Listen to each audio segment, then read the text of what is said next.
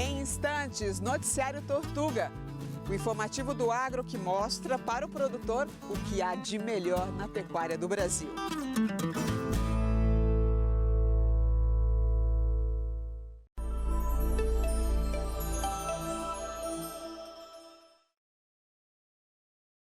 Certificado de recebíveis do agronegócio, o CRA e o mercado de leite são os assuntos do Noticiário Tortuga de hoje. O nosso programa está no ar.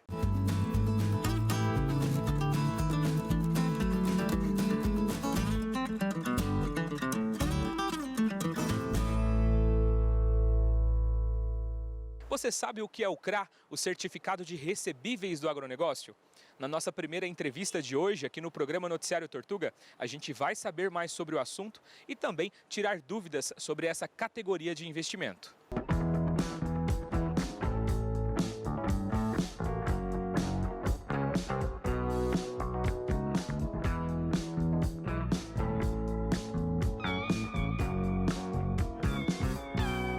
O certificado de recebíveis do agronegócio, o CRA, para muitos ainda pode parecer, muitos pecuaristas, muitos produtores ainda têm algumas dúvidas com respeito a esse certificado. E para isso a gente vai bater um papo aqui com o Matias Teixeira, que é da Ecoagro.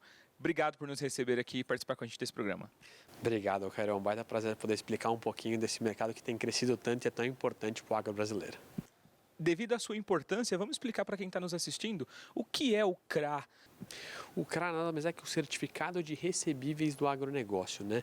Então nada mais é do que empacotar títulos de crédito ou de dívida de alguma maneira do agronegócio dentro de um título de valor imobiliário para ser negociado, como uma dívida do agronegócio. Você estava contando para a gente aqui antes que vocês tiveram aí todo um trabalho desde o início do CRA. Conta para a gente um pouquinho desse início, a evolução que ele teve, como ele vem se encaixando dentro do cenário do nosso agronegócio brasileiro. A gente gosta de falar que ele veio depois do irmão mais velho dele, que é o CRI, né? O CRI talvez um pouco mais conhecido do mercado que ele já tem há mais tempo, que é o Certificado de Recebíveis de Imobiliários. Então era simplesmente o irmão do CRI, mesma coisa que o CRI, só que para o agronegócio.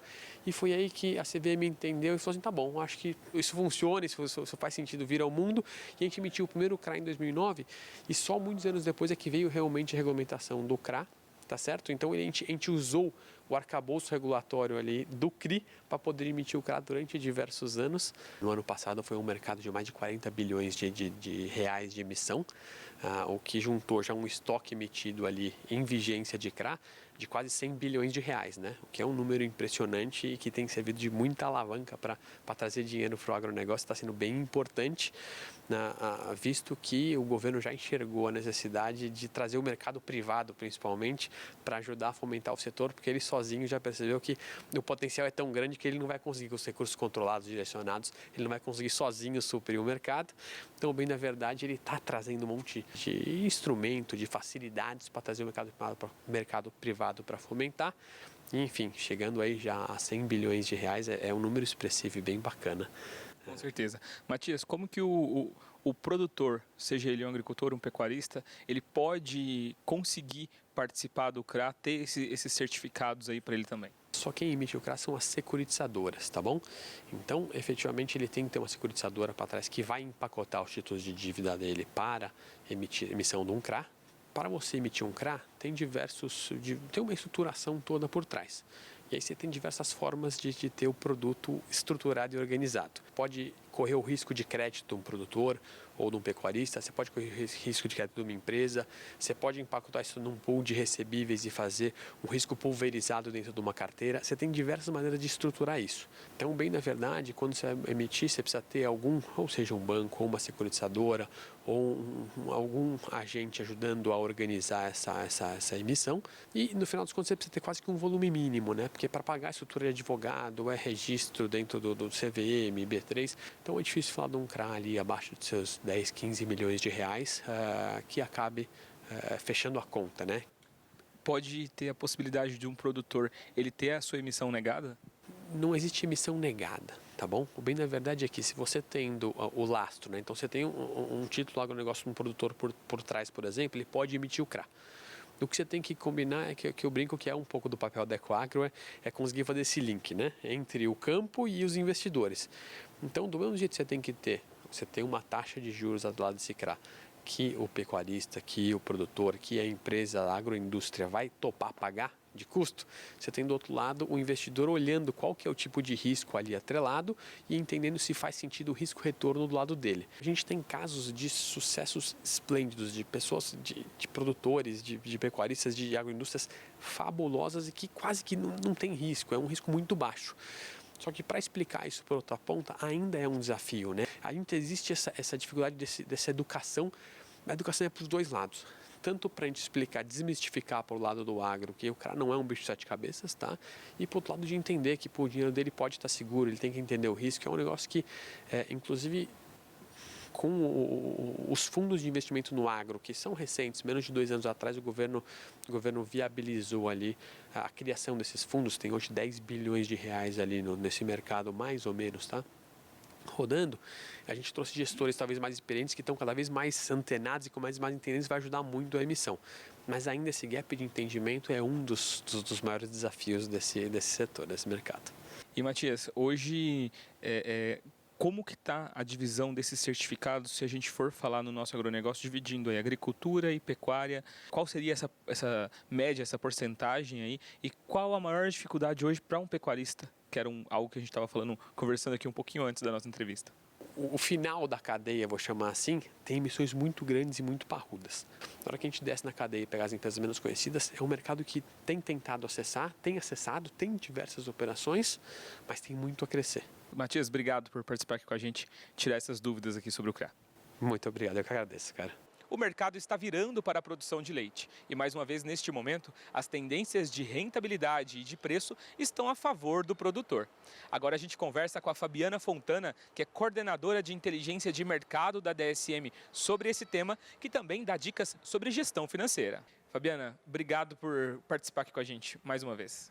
Eu que agradeço a oportunidade, é sempre bom estar aqui conversando com vocês. O mercado de leite nesse momento, ele está num momento atípico, né? Então, quando a gente começa o ano, normalmente os meses de janeiro, fevereiro e março, a gente costuma observar que o preço do leite, ele se mantém um pouco mais baixo do que ele finaliza o ano. Por quê? Porque é uma época em que você tem a produção do leite maior, você tem uma disponibilidade de leite no mercado maior. No entanto, em 2023, a gente está num caso totalmente atípico.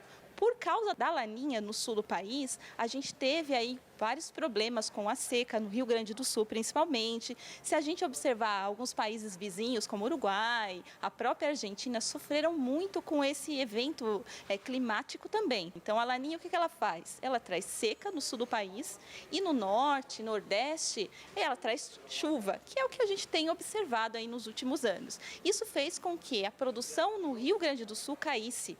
E isso fez com que um problema de oferta, né? O que a gente tem aí? Menos oferta de leite, há um desequilíbrio entre oferta e demanda e isso causa uma subida dos preços do leite. Então, a gente está observando janeiro, fevereiro e a previsão agora de março também de um preço superior ao que a gente observou nos últimos anos para o leite.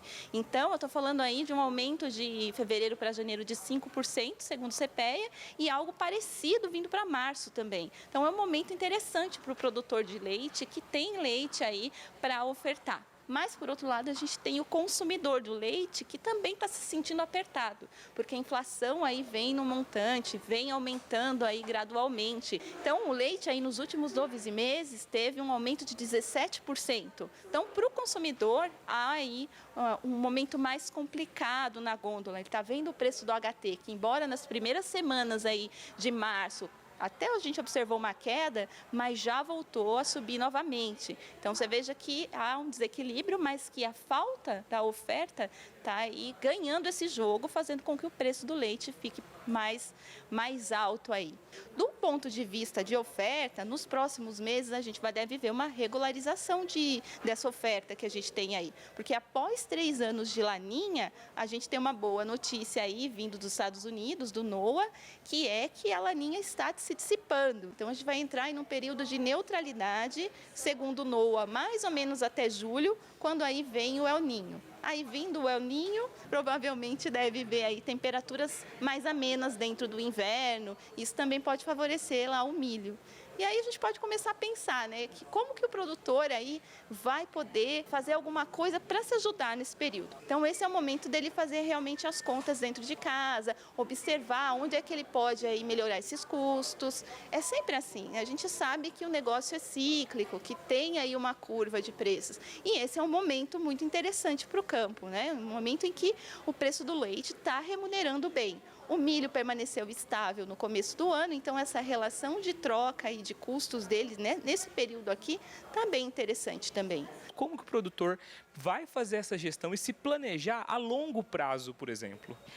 Isso é uma questão bem importante. Os negócios têm que ser sadios, né? A gente tem que realmente acompanhar toda essa parte de custo. Então, se eu não ficar de olho agora, que é um momento de bonança, de preços mais altos, quando eu chegar no futuro numa parte mais baixa de preços, eu vou ter problemas, mas eu já sei que isso vai acontecer. Então eu preciso antever esses movimentos. Então o que eu posso fazer agora? Então, o preço está bom, vou produzir mais leite, vou aumentar minha produtividade, vou fazer aí mais com menos. Então esse é o momento. Então, por exemplo, vamos consultar os técnicos que a gente tem aqui no campo, que são excelentes. Como é que eu posso produzir mais agora? Então é a hora sim de você colocar mais suplementação, é a hora de você cuidar da nutrição animal, cuidar de toda essa parte aí também, do próprio bem-estar desse animal. É a hora de fazer isso. Tá vendo, produtor? Siga aqui os conselhos da Fabiana. Obrigado mais uma vez por participar com a gente. Eu que agradeço. Fico à disposição sempre, pessoal, e contem com toda a nossa equipe. Eles fazem um bom trabalho e podem sim ajudar muito aí no campo.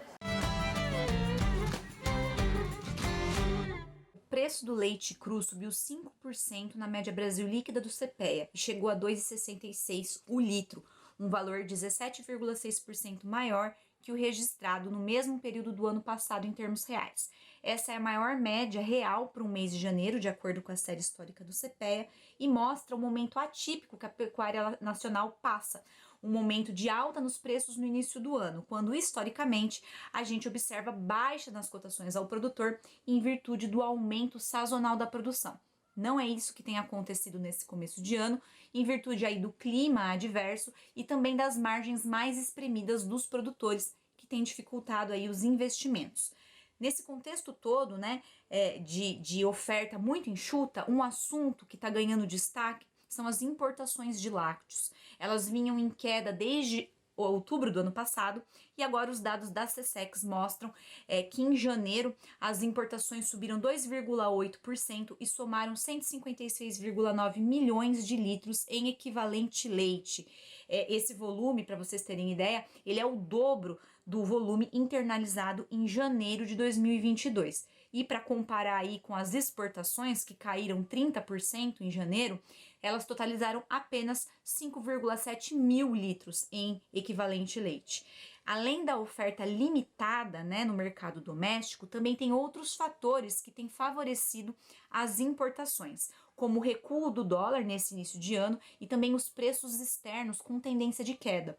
O leilão de derivados que ocorre na plataforma GDT tem mostrado essa tendência de queda nos preços dos lácteos internacionais, sobretudo em função da demanda internacional mais fraca por conta aí do menor consumo da China e também pela expectativa de aumento na oferta global de leite, né? Sobretudo pelo aumento da produção da Nova Zelândia, que é uma grande exportadora de lácteos.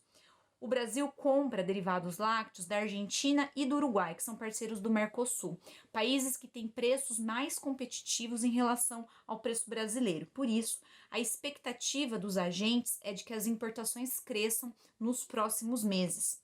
Segundo os colaboradores do CPEA, a oferta a campo continuou limitada durante fevereiro, e isso já se traduziu em aumento nos preços do leite spot na primeira quinzena do mês.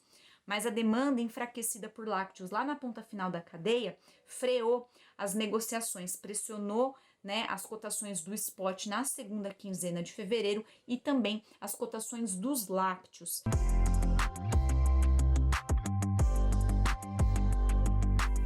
boas dicas no nosso programa de hoje, não é mesmo? Mas infelizmente está chegando ao fim. Continue nos acompanhando aqui no Noticiário Tortuga de segunda a sexta, 7 horas da manhã, aqui pelas telas do Canal do Boi. Siga a gente também lá nas nossas redes sociais para você ficar por dentro de todas as novidades da marca Tortuga para o mercado de nutrição. É @tortuga.dsm. Siga a gente também lá no YouTube para você poder assistir todas as nossas entrevistas quantas vezes quiser e indicar também para os seus amigos. Acesse através do QR Code que está aparecendo aqui na sua tela. O programa de hoje vai chegando ao fim. Eu te vejo aqui no nosso próximo programa. Um forte abraço.